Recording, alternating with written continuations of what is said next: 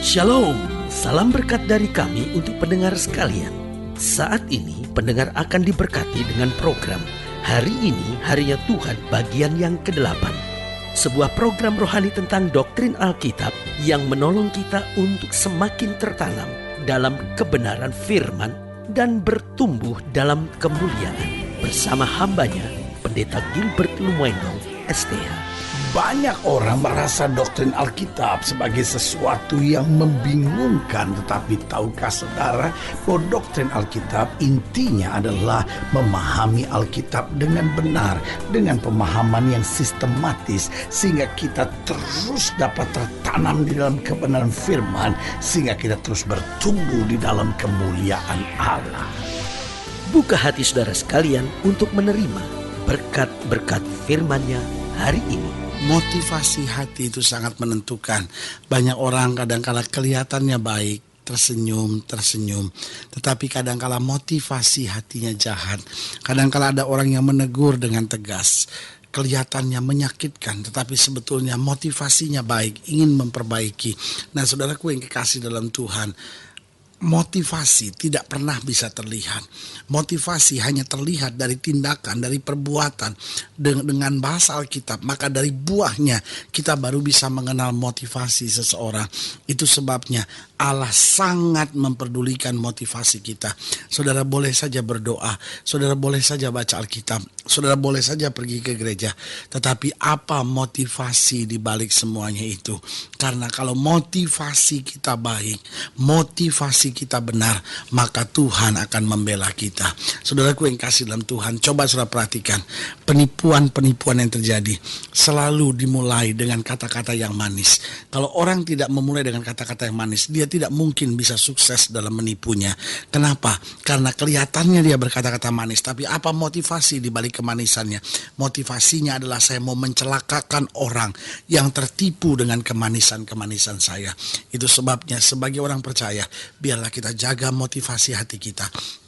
Kita bekerja, motivasi kita untuk memuliakan Tuhan. Kita menghadapi tantangan, kita menghadapi hidup yang sukar, tapi tetap motivasi kita, Tuhan, biar nama Tuhan hidup di dalam hidup saya. Biar nama Tuhan dipermuliakan dalam kehidupan saya. Biar nama Tuhan boleh menjadi berkat buat banyak orang lewat kehidupan saya. Haleluya. Selamat datang dalam program kita hari ini, Harinya Tuhan.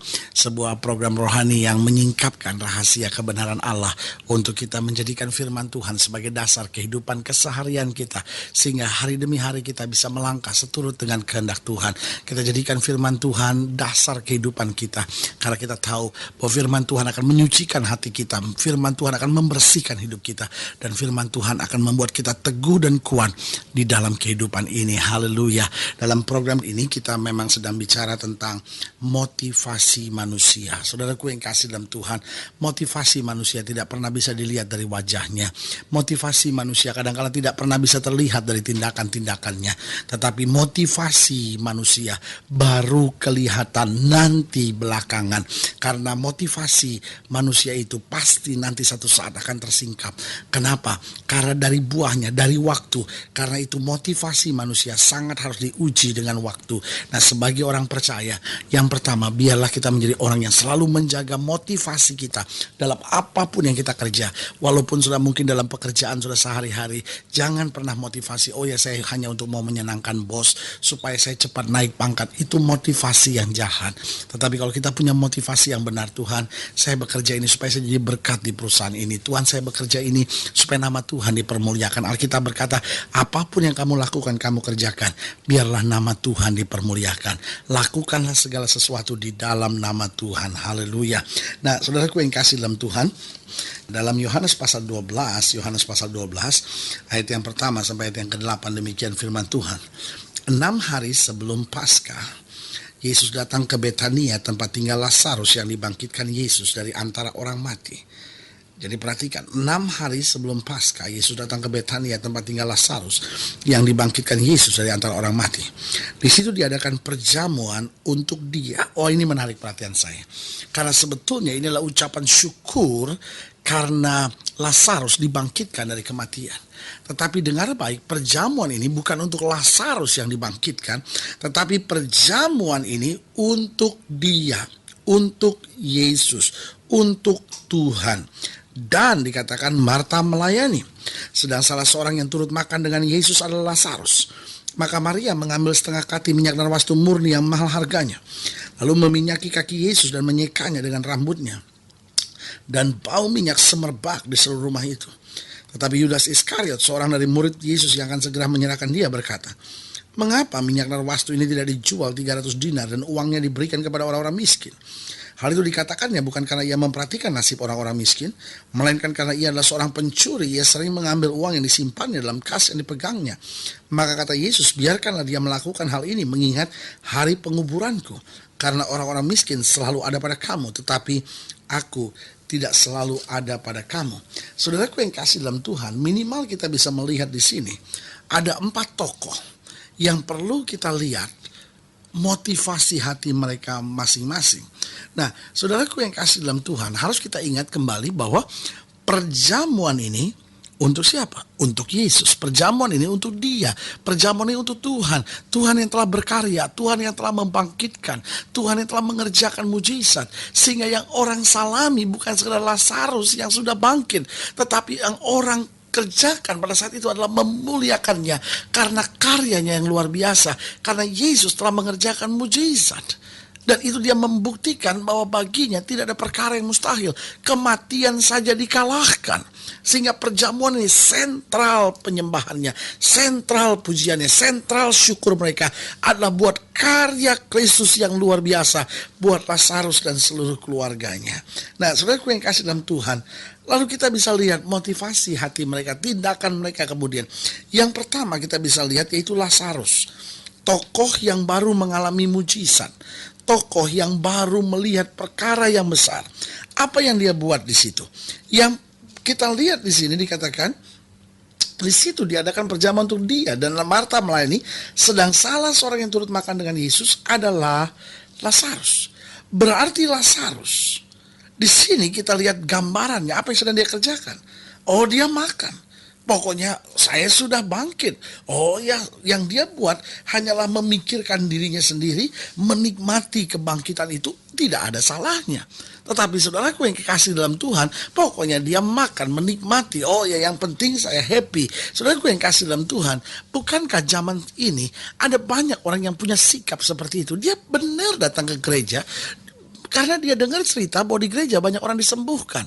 Dia betul datang ke gereja karena dia dengar kabar bahwa di gereja banyak terjadi mujizat. Dia dengar kabar katanya kalau orang pergi ke gereja nanti hidupnya diberkati, hidupnya gak akan miskin lagi. Nah, saudaraku yang kasih dalam Tuhan, ini yang saya bilang, kelihatannya dia beriman, kelihatannya dia berbuat sesuatu, tapi motivasi di baliknya sangat keliru. Bahwa dia membayar perpuluhan bukan lagi karena dia begitu cinta sama Tuhan. Dia langkahkan kakinya ke gereja bukan lagi karena dia berkata, "Oh Tuhan, saya mau ketemu Tuhan." Tapi yang dia pikirkan, "Oh, saya mesti setia sama Tuhan supaya saya diberkati. Saya mesti setia sama Tuhan supaya saya naik. Saya mesti setia sama Tuhan supaya saya lihat banyak mujizat." Sehingga bukan Yesusnya yang dia lihat, tapi berkat-berkatnya. Yesus telah diubah menjadi Santa Claus yang datang bawa kado buat anak-anaknya. Saudaraku yang kasih dalam Tuhan, sebagai hamba Tuhan, kembali saya mau tekankan, hidup Kristen harus berubah dari motivasi seperti itu. Lazarus sudah tertolong oleh Tuhan. Lazarus sudah melihat mujizat dari Tuhan. Tapi apa yang terjadi? Dia masih memikirkan dirinya sendiri. Meskipun dia berbuat segala sesuatu yang kelihatannya dekat dengan Tuhan, tapi motivasinya adalah tetap dirinya sendiri. Yang kedua kita lihat adalah Marta. Apa yang Marta kerjakan? Marta sibuk. Kenapa dia sibuk? Saya percaya dia sibuk dengan sebuah tujuan, supaya orang lihat siapa dirinya. Jadi dia mencari pujian bagi dirinya sendiri. Tidak heran kemudian dia kecewa. Tidak heran kemudian dia marah-marah dan berkata, "Guru, suruh Maria juga." Kenapa? Karena dia melayani, dia sibuk bukan supaya segala sesuatu menjadi baik. Dia sibuk supaya orang lihat apa yang dia buat, supaya orang bisa puji apa yang dia kerjakan, supaya Yesus sendiri bisa bilang, "Wah, Marta, engkau sungguh luar biasa. Duduk duduklah sebentar Marta, engkau sudah buat terlalu banyak. Bukan melayaninya yang salah, bukan sibuknya yang salah, tapi motivasinya yang keliru. Itu bukan berarti buat Tuhan kita nggak boleh sibuk, itu bukan berarti kita buat Tuhan nggak boleh sungguh-sungguh. Itu persoalannya hanya motivasinya. Harus melayani, bahkan saya berani bilang harus sibuk, tetapi motivasinya harus tetap benar. Jadi kita lihat Lazarus, kita lihat Marta, lalu yang ketiga kita lihat tokoh lain yang bernama Yudas. Apa yang Yudas buat? Alkitab berkata kemudian pada ayat yang keempat, tetapi Yudas Iskariot, seorang dari murid-murid Yesus yang akan segera menyerahkan dia, berkata, mengapa minyak dan wasta ini tidak dijual 300 dinar dan uangnya diberikan kepada orang miskin? Yang ketiga, Yudas motivasinya hanya senang kritik supaya dia kelihatan lebih rohani dari yang lain. Kenapa tidak diberikan kepada orang miskin? Dia harap Yesus geleng-geleng kepala dan bilang, sungguh hebat, sungguh mulia hatimu Yudas. Tetapi saudaraku yang kekasih dalam Tuhan, Yesus dengan tegas bilang sama dia, orang miskin selalu ada pada kamu. Bukan persoalan Yesus tidak peduli dengan orang miskin, dia memberitakan kabar baik buat orang miskin. Tapi persoalannya adalah dia tahu motivasinya Yudas. Dia tahu motivasinya hanya untuk mencari pujian manusia, hanya supaya kelihatan rohani, hanya supaya orang kenal siapa Yudas itu. Tetapi saudaraku, Yesus tidak lihat apa dari luarnya, Yesus lihat dari dalam hatinya. Tetapi yang keempat, tokoh yang terakhir adalah Maria. Siapa Maria? Maria adalah orang yang siap korban. Dia nggak peduli dengan makanan, dia nggak peduli dengan apapun, dia hanya peduli dengan Yesus. Dia cuci kaki Yesus, dia pitahkan setengah kati minyak dan wasta murni yang mahal harganya, dia seka dengan rambutnya, dia siap berkorban. Saudaraku yang kasih dalam Tuhan, yang seperti ini yang sedang Tuhan cari. Orang-orang yang punya hati yang tulus, orang-orang yang siap berkorban, orang-orang yang buat apapun fokusnya hanya untuk Tuhan. Dan saudaraku yang kasih dalam Tuhan, Alkitab sudah tegaskan, kalau kita mencari kerajaan Allah serta kebenarannya, maka semuanya akan ditambahkan bagi kita. Kalau sudah ingin dilayani lebih jauh, hubungi kami melalui telepon, hubungi kami melalui surat, kunjungi website kami, karena kami ada untuk membawa Bapak Ibu Saudara senantiasa lebih dekat pada Tuhan, mengalami kasih kuasa mujizat yang luar biasa. Haleluya. Melalui program ini juga saya mau berdoa untuk setiap saudara yang sakit, setiap saudara yang berbeban berat, karena saya percaya bagi Allah tidak ada perkara yang mustahil. Saudara ingin didoakan secara khusus, boleh taruh tangan kananmu di dada dan kita doa. Bapa, dalam nama Yesus, hamba doa buat yang sakit, hamba doa buat yang berbeban berat, hamba doa buat mereka yang menghadapi masa-masa yang sukar. Hamba percaya bagi Allah tidak ada perkara yang mustahil. Hamba berdoa di dalam nama Yesus, Tuhan jamah. Tuhan juga murnikan motivasi kami terus dalam melayani Tuhan, sehingga hidup kami hanya terfokus buat Tuhan. Hidup kami jadi berkat buat sesama, dan lewat hidup kami nama Tuhan dipermuliakan. Di dalam nama Yesus kami berdoa. Haleluya. Amin. Saudaraku yang kekasih dalam Tuhan, kita sudah berdoa dan Allah kita adalah Bapa yang mengasihi anak-anaknya. Inilah saat buat kita untuk bangkit, bersemangat, bersuka cita menghadapi segala perkara, karena kita tahu Dia adalah penolong dalam kesesakan yang sangat terbukti dalam hidup kita. Karena di dalam Dia kita lebih daripada orang-orang yang menang. Doa saya menyertai saudara. Sampai berjumpa pada program berikut, dan jangan lupa jadikan hari ini harinya Tuhan. Haleluya.